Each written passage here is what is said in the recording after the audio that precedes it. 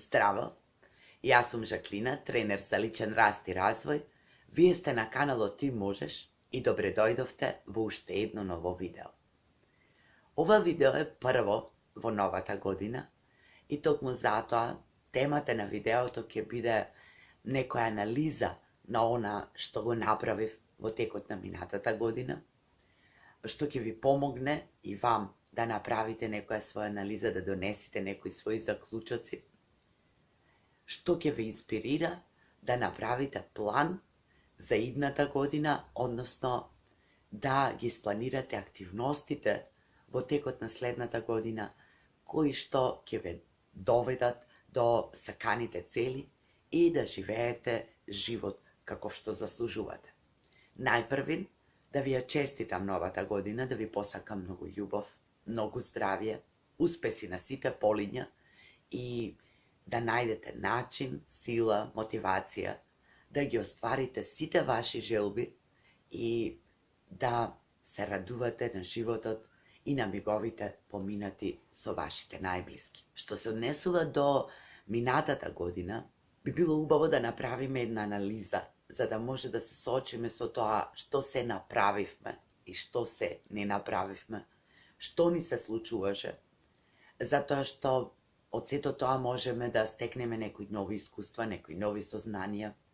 да видиме кои лекции сме ги научиле, кои не сме ги научиле и поради тоа може би ќе ни се повторуваат. Мојата година беше прилично успешна, јас сум задоволна. Се разбира дека постојат работи кои не ги остварив, се разбира дека постојат работи кои што можеби не излегоа како што очекував. Непредвидени настани, непредвидени ситуации, изненадувања кои ми ги донесе животот, и убави и помалку убави. Се она што останало незавршено во минатата година, можеме да го префрлиме во оваа година и да го завршиме, или пак можеме да веруваме дека доколку некои работи и не ни се случиле и не ни се оствариле, можеби и не биле за нас. И доколку се случува со причина, можеби наместо тоа што на вистина сме мислеле дека го посакуваме, ќе ни се случат некои многу поубави работи и затоа едноставно треба да пуштиме без грижа на совест, без да се обвинуваме себе си, без да се чувствуваме невредни, неуспешни. Затоа што новата година е пред нас и тоа е нова можност да направиме многу работи кои што можеби од известни причини не сме ги завршиле во годината која помина. Од годината која што заминала, треба да ги сочуваме убавите мигови, а оние помалку убавите треба да ни послужат како искуства и лекции од кои ќе научиме нешто и ќе стекнеме сознанија која ќе можеме да ги примениме во годината што доаѓа, да бидеме подобра верзија од себе, да го живееме животот поисполнето и да бидеме свесни за тоа дека секој нов ден ни е нова можност, дар и дека едноставно ние сме овде за да направиме нешто со себе и со деновите кои што ни се дадени. Што се однесува до моите планови за идната година и до она што професионално можеби некако и вас би ве интересирало и се разбира поврзано со вас, ги споменам работилниците кои што ќе следуваат, групните работилници,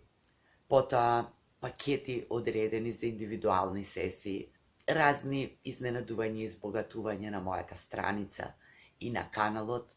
и нормално мојата желба и отвореност за соработка со сите вас преку вашите прашања, коментари, споделувања, за што сум ви особено благодарна, како и присуството и поддршката на страницата на работилниците, затоа што на крајот на криштата и страницата и овој канал постои заради сите нас и е резултат на нашиот интерес и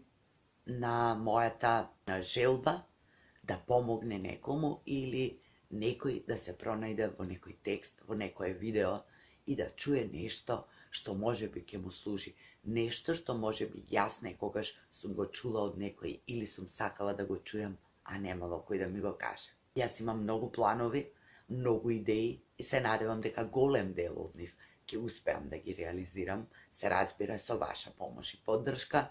Меѓутоа, кога сме кај планирањето на годината, која што започна,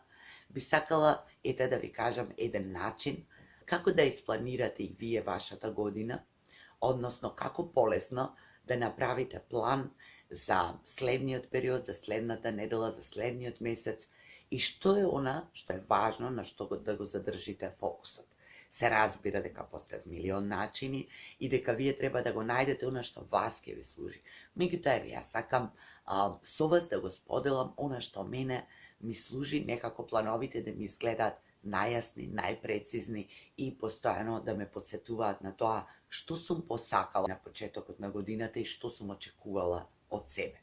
Овде сакам да споменам дека не треба да се врзуваме за своите планови во негативна насока, односно да бидеме подготвени, да направиме се што знаеме и што умееме, но доколку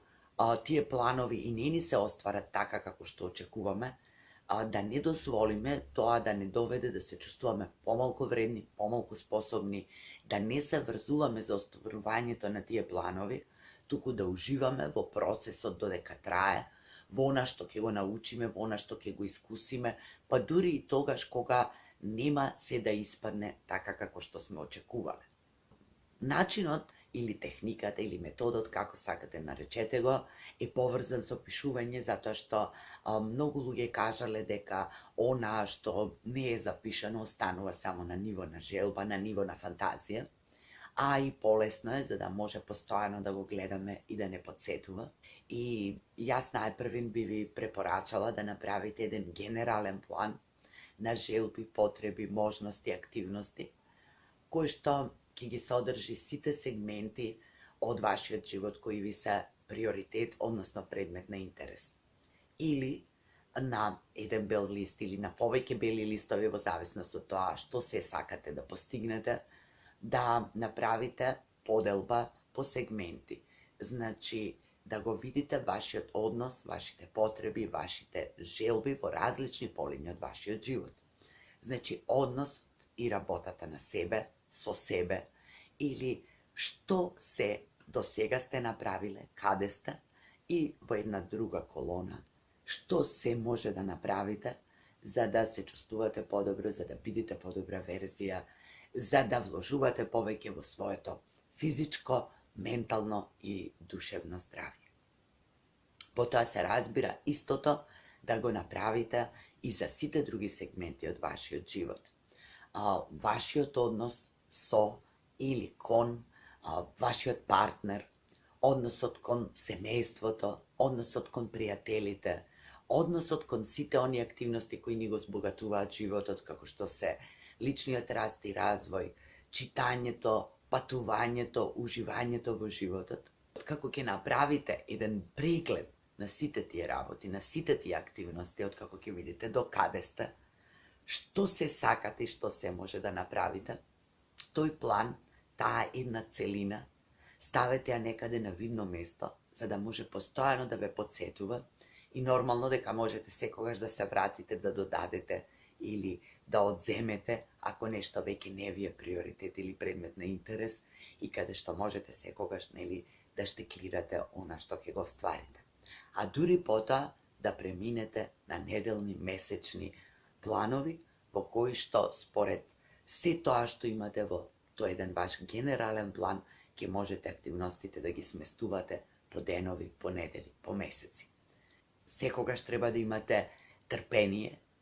треба да си дадете време, треба да си дадете слобода да искусите, треба да бидете упорни во тоа што сте го наумиле и нормално после толку многу треба, сепак треба да го замениме со зборот сакам и можам и да дадеме се од себе што знаеме и умееме за да си ги оствариме своите желби, потреби, соништа и да живееме живот квалитетен и убав каков што заслужуваме, токму во овие услови каде што сега се наоѓаме и токму со се тоа што сега знаеме и умееме. Ви посакувам убав ден, ви благодарам за поддршката уште еднаш и до некое скоро видео. Уште еднаш да ве подсетам дека се што навистина сакате, вие можете и немојте никогаш да дозволите настаните кои се случуваат, некои луѓе кои сте ги сретнале низ животот, влијанијата од надвор да ве поколебаат, да ве премислат и да ве убедат дека вие не можете.